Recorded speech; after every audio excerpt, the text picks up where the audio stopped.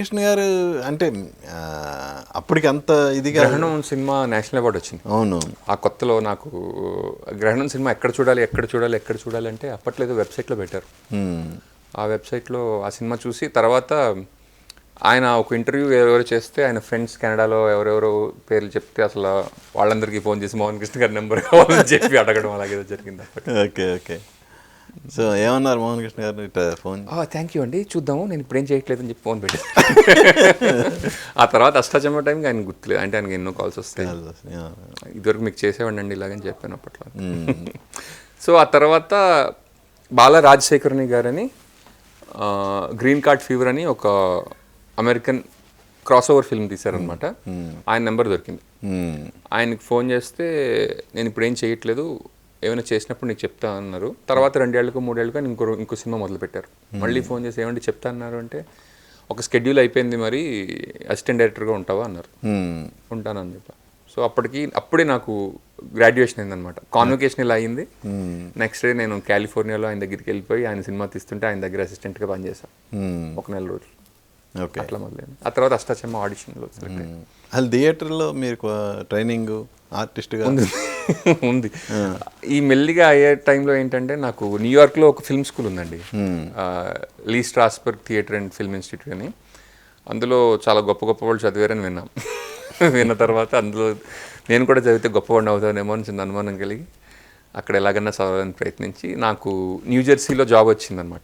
నేను ఆ ఇన్స్టిట్యూట్లో చేరడం కోసమే న్యూయార్క్ పరిసర ప్రాంతాల్లో ఏమైనా మెకానికల్ ఇంజనీరింగ్ సంబంధించి ఉద్యోగాలు ఉంటాయేమో వెతుక్కుంటే ఒకటి దొరికింది.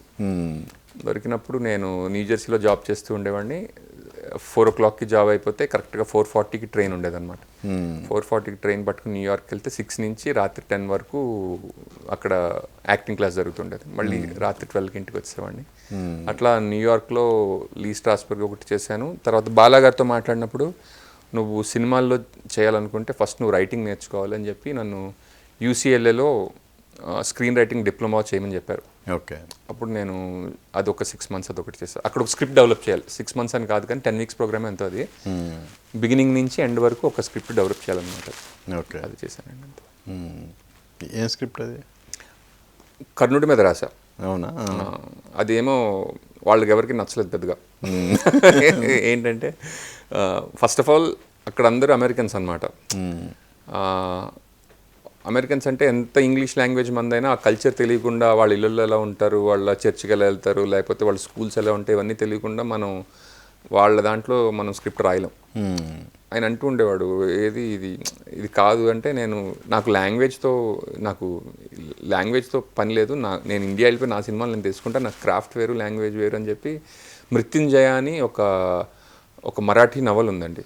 అంటే కర్ణుడి పర్స్పెక్టివ్ మీద ఆయన ఒక బుక్ రాశారు. దాని ఇంగ్లీష్ ట్రాన్స్లేషన్ ఒకటి దొరికిందనమాట. అది తీసుకుని అడాప్ట్ చేద్దాం కదా అని చెప్పి అది మొదలుపెట్టా. సో అది ఉందా ఇప్పటికే స్క్రిప్ట్? మొత్తం రాయలేదు, సగం రాసాను, ఎక్కడో ఉంటుంది అది. ఓకే.